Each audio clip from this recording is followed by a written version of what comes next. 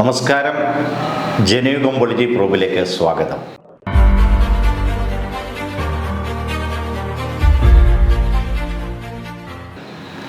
ലോകത്തിലെ ഏറ്റവും വലിയ ജനാധിപത്യ രാജ്യമായ ഇന്ത്യ, ദക്ഷിണേഷ്യയിലെ പ്രബല ശക്തി, സമാധാനവും ചേരിചേര നയവും സ്വീകരിച്ച രാജ്യം, ആഗോള വിഷയങ്ങളിൽ വ്യക്തമായ നിലപാടുണ്ടായിരുന്ന രാജ്യം, സ്വാതന്ത്ര്യം നേടിയ അടുത്ത വർഷം തന്നെ രാജ്യത്തെ ബഹുസ്ഫുരതയെ ചേർത്ത് പിടിച്ച് ഭരണഘടന തയ്യാറാക്കി ലോകത്തിന് മുന്നിൽ തലയുയർത്തി നിന്ന രാജ്യം.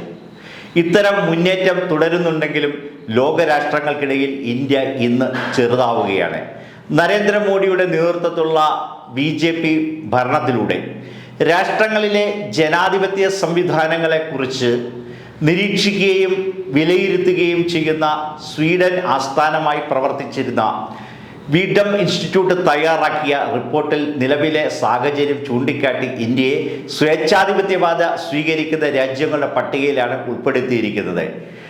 വീഡം ഇൻസ്റ്റിറ്റ്യൂട്ട് ജനാധിപത്യത്തെ വിലയിരുത്തുന്നത് തിരഞ്ഞെടുപ്പ് പങ്കാളിത്തം, അഭിപ്രായ സ്വാതന്ത്ര്യം, ഭൂരിപക്ഷം, സമവായം എന്നീ മാനദണ്ഡങ്ങൾ അടിസ്ഥാനമാക്കിയാണ്. ഈ കാര്യങ്ങളിൽ ഇന്ത്യ പിറകോട്ട് പോകുന്നു എന്നാണ് റിപ്പോർട്ട് ചൂണ്ടിക്കാണിക്കുന്നത്. ഇതുകൂടാതെ 2025 ലിബറൽ ഡെമോക്രസി സൂചികയിൽ 179 രാജ്യങ്ങളിൽ ഇന്ത്യ 100ാം സ്ഥാനത്താണ്. ജനാധിപത്യം, രാഷ്ട്രീയ സ്വാതന്ത്ര്യം, മനുഷ്യാവകാശങ്ങൾ എന്നിവയും ബന്ധപ്പെട്ട് വാഷിംഗ്ടൺ ആസ്ഥാനമായി പ്രവർത്തിക്കുന്ന ഫ്രീഡം ഹൗസിൻ്റെ 2025 റിപ്പോർട്ടിലും ഇന്ത്യയെ കുറ്റപ്പെടുത്തുന്നുണ്ട്.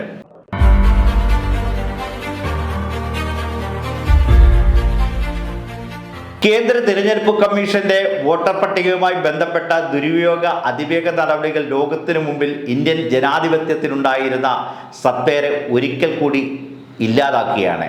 ഇപ്പോൾ ഗുരുതരമായ പട്ടിണിയിലൂടെ ഉള്ള രാജ്യമായിട്ടാണ് ഇന്ത്യയെ ഐക്യരാഷ്ട്ര സംഘടനയുടെ പുതിയ റിപ്പോർട്ടിലൂടെ പുറത്തു വരുന്നത്. ലോകത്തെ ഏറ്റവും അധികം പട്ടിണിയുള്ള 5 രാജ്യങ്ങളിൽ ഒന്ന് ഇന്ത്യ എന്നാണ് UNDPയുടെ പട്ടിണി സൂചിക പറയുന്നത്.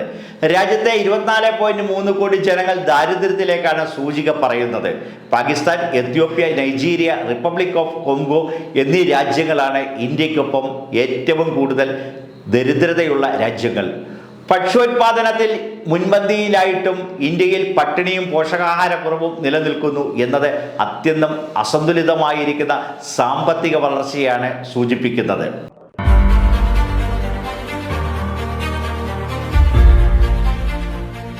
സംസ്ഥാന തദ്ദേശ സ്വയംഭരണ സ്ഥാപനങ്ങളിലേക്കുള്ള തിരഞ്ഞെടുപ്പ് അടുത്ത മാസം 2 ഘട്ടങ്ങളായി നടക്കുകയാണ്. ഇതിനകം രാഷ്ട്രീയ പാർട്ടികൾ സ്ഥാനാർത്ഥി നിർണയം ഉൾപ്പെടെ ഏറെക്കുറെ പൂർത്തിയാക്കി പ്രഖ്യാപനത്തിലേക്കും പ്രചരണത്തിലേക്കും കടക്കുന്നു. അതിനിടയിൽ തദ്ദേശ വോട്ടർ പട്ടികയിൽ പേരുകൾ കൂട്ടിച്ചേർത്തും അനർഹരെ ഒഴിവാക്കിയും കൃത്യമായ പട്ടിക പ്രസിദ്ധീകരിക്കാനുള്ള പ്രവർത്തനത്തിലാണ് സംസ്ഥാന തിരഞ്ഞെടുപ്പ് കമ്മീഷനും ഉദ്യോഗസ്ഥരും. രാഷ്ട്രീയ പാർട്ടികളും ഇതിനൊപ്പം പ്രവർത്തിക്കുന്നു. ഭരണഘടനയുടെ അനുച്ഛേദം 326 പൗരന്മാർക്ക് നൽകുന്ന ഉറപ്പാണ് സാർവത്രിക വോട്ടവകാശം. വോട്ടർ പട്ടിക ശുദ്ധീകരണം എന്ന ധൃതി പിടിച്ചുള്ള നടപടിയുമായി കേന്ദ്ര സർക്കാരിൻ്റെ കളിപ്പാവയായ തിരഞ്ഞെടുപ്പ് കമ്മീഷൻ വരുന്നു.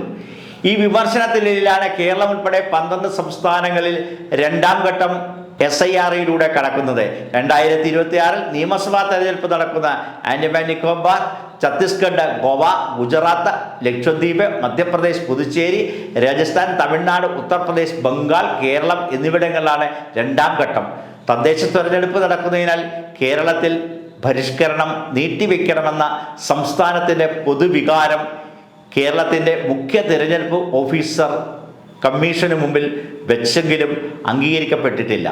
ജനാധിപത്യ സംവിധാനത്തിലെ എതിർ ശബ്ദങ്ങളെ പോലും അംഗീകരിക്കാതെ നടപ്പാക്കിയേ അടങ്ങൂ എന്ന വാശിയിലാണ് കേന്ദ്ര തിരഞ്ഞെടുപ്പ് കമ്മീഷൻ. ജനാധിപത്യ ബോധമുള്ള ഇടത് മതേതര പുരോഗമന പ്രസ്ഥാനങ്ങൾക്ക് വളക്കൂറുള്ള കേരളത്തിൽ BJP നയം നടപ്പാക്കാൻ ശ്രമിക്കുന്ന തിരഞ്ഞെടുപ്പ് കമ്മീഷന്റെ നടപടികൾ വിലപ്പോകില്ല.